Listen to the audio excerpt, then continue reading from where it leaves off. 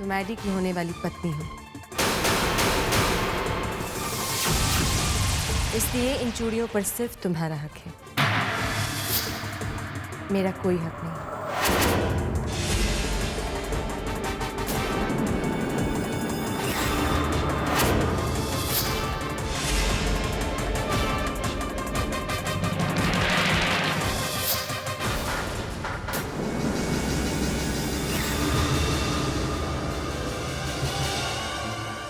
ये मेरी मॉम की चूड़ियां है, आप इस औरत को नहीं दे सकती।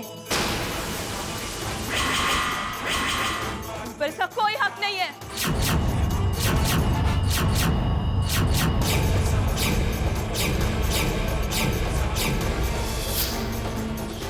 नहीं आप।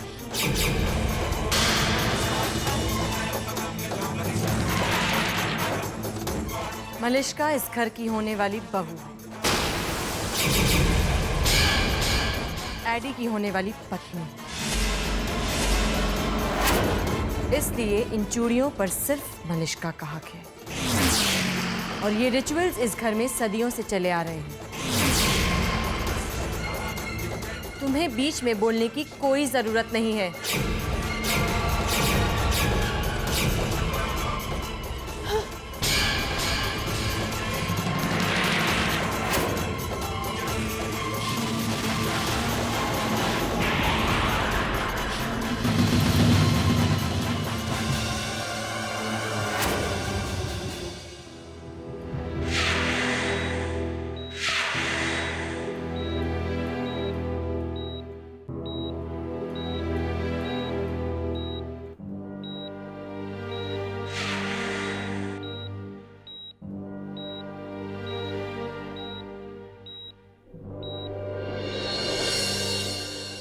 अधिराज जी, मैं पूरी तरह फंस गई हूँ। मैं ऐसी राह पर खड़ी हूँ जहाँ ना ही मैं आपके भाई का साथ दे सकती हूँ, ना ही उनका साथ छोड़ सकती हूँ। आपके दीने ये कंगन सौंप कर इस घर की मान मर्यादा और इस घर का भरोसा मुझ पर सौंप दिया है। कैसे निभा पाऊंगी मैं ये? मैं किसी की भावनाओं को ठेस नहीं पहुंचाना चाहती अधिराज जी, ना ही मैं किसी को दुखी देख सकती। मैं क्या करूं? मलिष्का,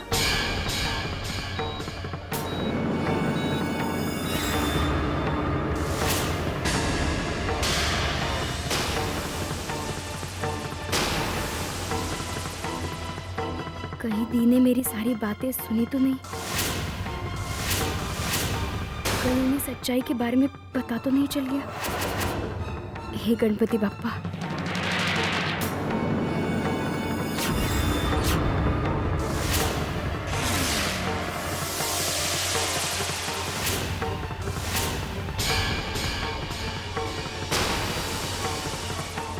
तुम्हें दुखी होने की कोई जरूरत नहीं है। एडी बहुत जल्द रिकवर हो जाएगा।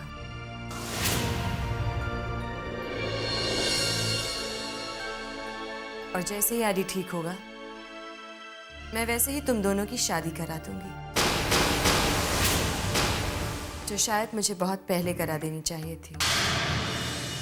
लेकिन तब तक तुम्हें बच्चों के साथ थोड़ी सी सख्ती से पेश आना होगा। इस फैमिली में तुम्हारी जो जगह है, जो पोजीशन है, उसे तुम्हें कायम रखना होगा। Excuse me madam, Adhiraj sir के पी आपसे मिलने के लिए आए हैं।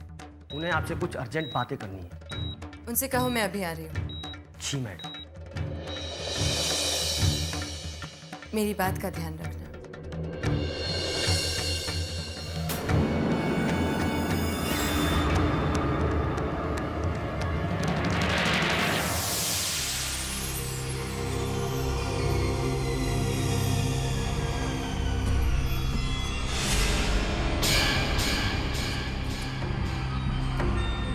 Good morning madam. कहिए, क्या काम था? मैडम, अधिराज जी के एब्सेंस में प्रॉपर्टी डील के कुछ पेपर्स पर शौर्य सर के सिग्नेचर चाहिए। शौर्य तो इस वक्त घर पर नहीं है, कब आएगा कुछ फिक्स भी नहीं है। आप एक काम करिए, वो सारे पेपर्स मुझे दे दीजिए। आफ्टर ऑल मैं भी सारी फर्म्स में पार्टनर हूँ। Of course madam.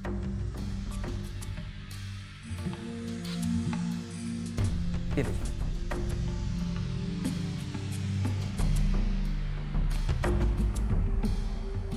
ये चॉल अब तक हमारी पोजीशन में क्यों नहीं है?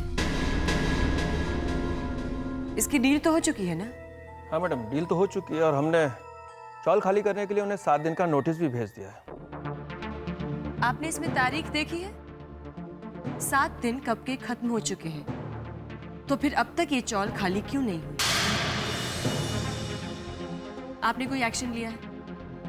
जी नहीं मैडम। डिस्गस्टिंग। अगर काम में डिसिप्लिन नहीं है तो मैं खुद ही फॉलो अप कर लूंगी। ये पेपर्स आप मेरे पास छोड़कर जाइए, मैं बाद में बताती हूँ कि इनका क्या करना है। और इस बार मुझे कोई लापरवाही नहीं चाहिए। Is that clear? You may leave now. Okay madam.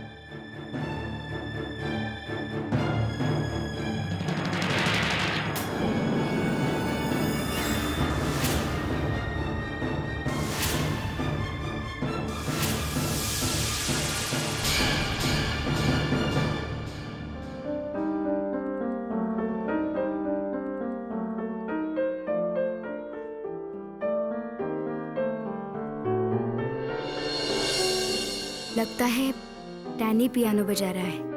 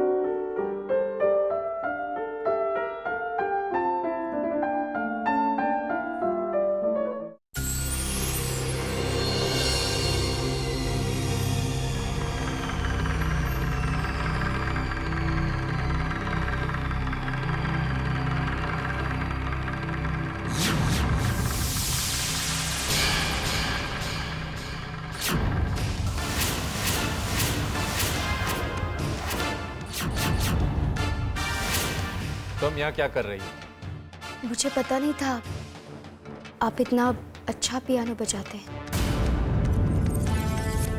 Thanks. बताओ क्या बात?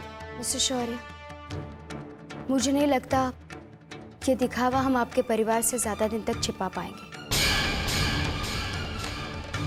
वैसे भी नैया को मुझ पे शक है।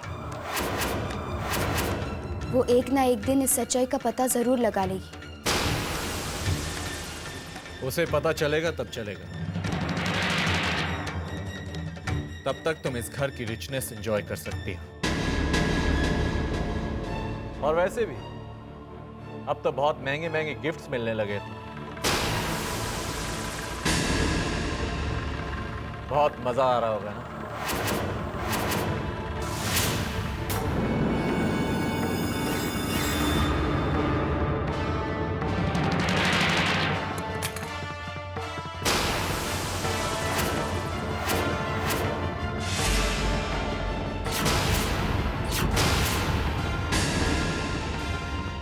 ये कंगन यहां क्यों रख दी?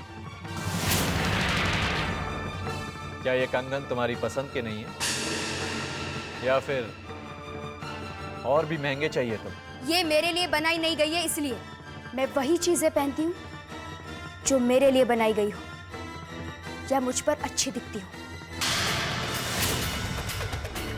राधा, आज तुमने मेरे परिवार की सबसे इंपॉर्टेंट रस्म, सबसे इंपॉर्टेंट ट्रेडिशन का अपमान किया। और क्यों? क्यों मिस्टर शौर्य? चोट पहुंची ना? अगर आप किसी की फीलिंग्स नहीं समझ सकते तो कोई आपकी फीलिंग्स क्यों समझे? सही कहा तुम। ये कंगन तुम्हारे लिए नहीं, तुम इनके लायक ही नहीं।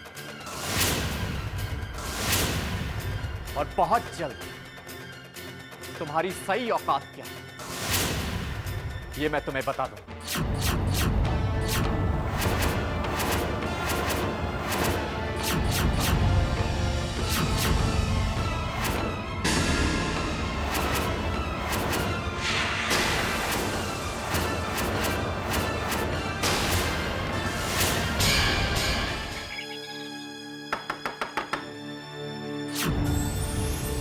आप अंदर क्या चले आ रहे? अरे अरे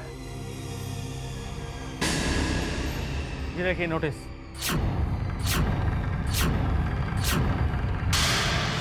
हम इसे देखकर क्या करेंगे? हमें इससे क्या? और आप हैं कौन? इससे हमारे घर में क्यों घुसे आ रहे हैं? मैं शेरगिल फैमिली का वकील हूँ।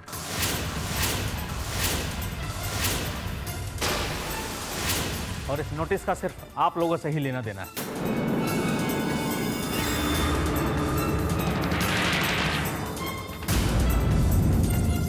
आप लोगों को ये घर अभी और इसी वक्त खाली करना होगा। भाई ऐसे कैसे हो सकता है? ऐसे हम इस घर को कैसे खाली कर दें? देखिए जगह तो खाली करनी होगी, ऐसे या वैसे।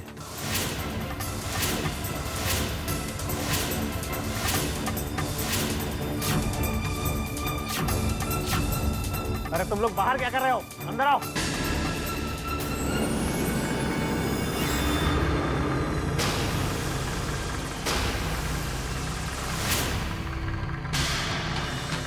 आप लोगों को अभी इसी वक्त ये घर खाली करना होगा। अरे ऐसे कैसे तुम लोग घर के अंदर घुस सकते हो?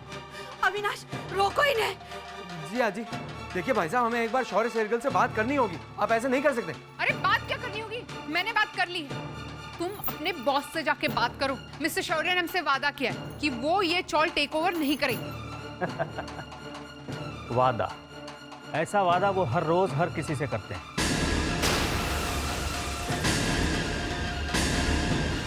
उन्होंने ही मुझसे कहा है कि इस घर का लीगली टेक ओवर किया जाए। देखिए, आप हमारी बात को समझने की कोशिश कीजिए भाई। हम लोग ये घर खाली नहीं कर सकते, बस। हाँ तो आप लोग ऐसे नहीं मानेंगे। अरे देख क्या रहा हो, उठा के फेंको सारा सामान। रुक जाओ।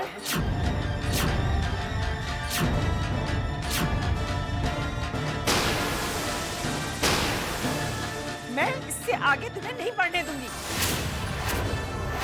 जब तक शेरगिल खानदान के किसी आदमी से हम बात नहीं कर ले, तब तक इस घर की किसी भी चीज को तुम हाथ नहीं लगा सकते।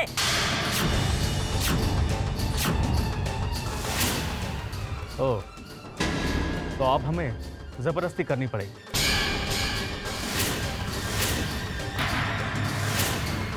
अरे देख क्या रहे हो, उठा के फेंको सारा सामान।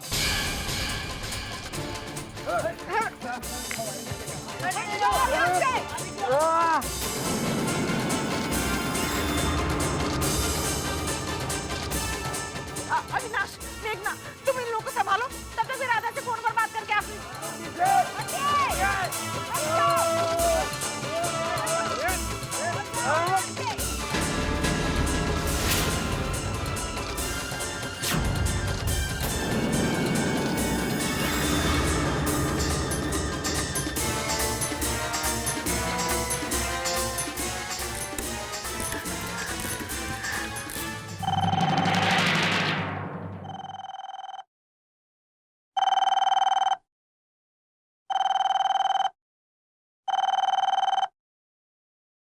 हेलो।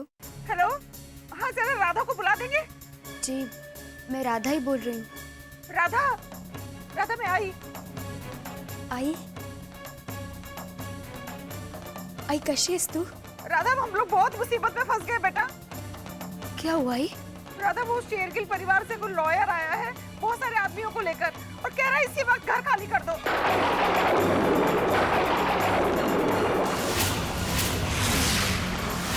क्या?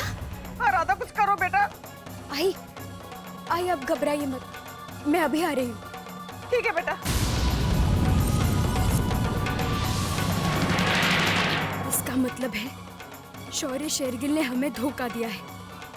अपना मतलब निकलवा कर अब वो चौल भी खाली करवा रहे हैं। मेरे सारे परिवार को बेघर कर रहे हैं। अब क्या होगा?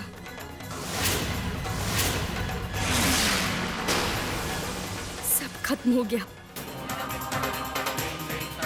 ये आप क्या कर रहे हैं मिस्टर शौर्य?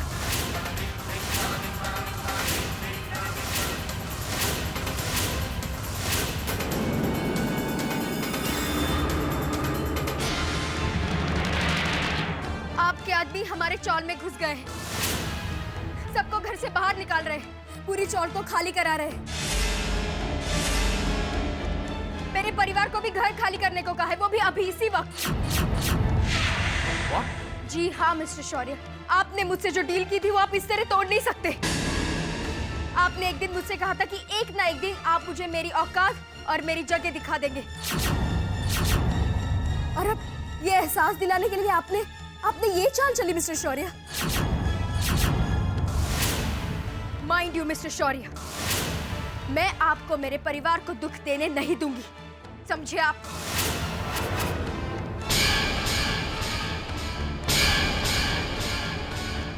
ऐसे कैसे हो सकता है? मैंने तो चौल खाली करने का और उसे तोड़ने का सारा काम पीए को कहकर रुकवा दिया था।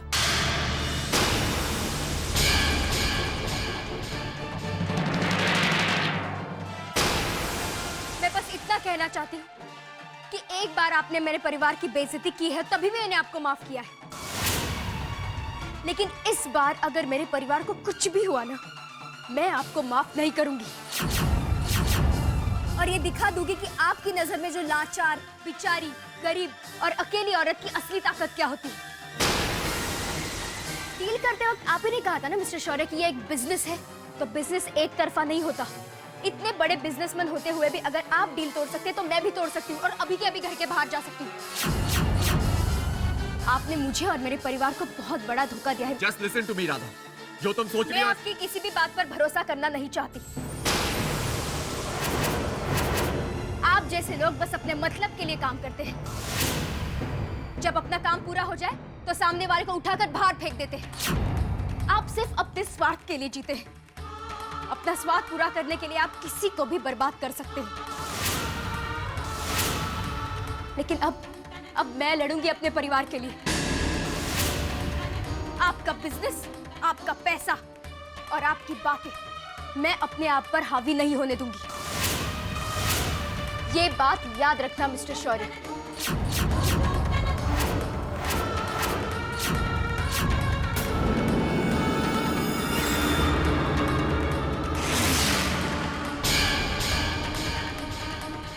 पर ये सब कैसे हो सकता है? आखिर किसने किया ये सब?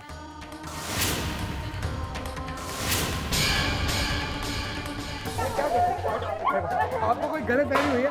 ये रोकिए ना। क्या हो रहा है ये सब? देखो, देखिए भाई साहब, लॉयर साहब, आप हमें इस चौल से बाहर नहीं निकाल सकते। दादा बिल्कुल क्या कर रहे हैं? आप ऐसा नहीं कर सकते।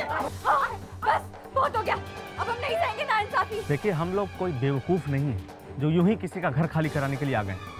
हमारे पास बाकायदा ये अदालत का नोटिस है, और हमने तो आप लोगों को 7 दिन की मोहलत भी दी थी। अब आप लोगों ने कोई एक्शन नहीं लिया तो हम क्या करेंगे उसके लिए? अरे कैसे करते कुछ? 50-60 साल पहले इस जगह को मेरे पति ने बसाया था। इस घर की एक एक दीवार में मेरे पति की यादें बसी है। कुछ भी हो जाए, मैं ये घर नहीं खाली होने दूंगी। देखिए, आप अदालत के काम में रुकावट मत डालिए प्लीज। चलो। नहीं हटोगे। देखिए, मैं आपकी उम्र का लिहाज करके आखिरी बार आपसे रिक्वेस्ट कर रहा हूँ कि प्लीज हमारे रास्ते से हट जाइए, वरना मैं आपकी उम्र का लिहाज करना भी भूल जाऊंगा। खबरदार, आप किसी ने मेरे घर के किसी भी सामान को हाथ लगाया तो। चलो।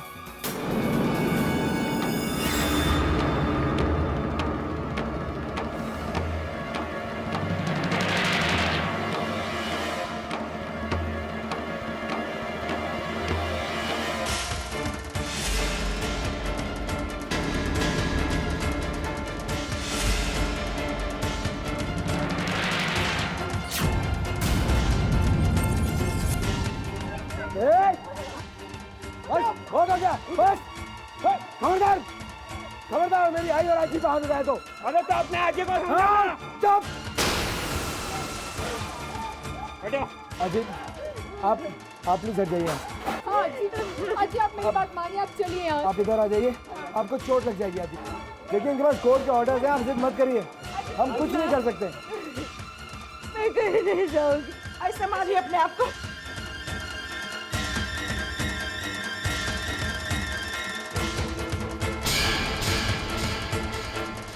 क्या कर रहे हैं आप? क्या फेंको? क्या फेंको? देखिए हमारे पास ऑर्डर से आप। अरे बाहर में क्या आपका ऑर्डर? बाहर में क्या आपका ऑर्डर? ऑर्डर था आपके पास, क्या करवा रहे हैं आप? चलो फेंको।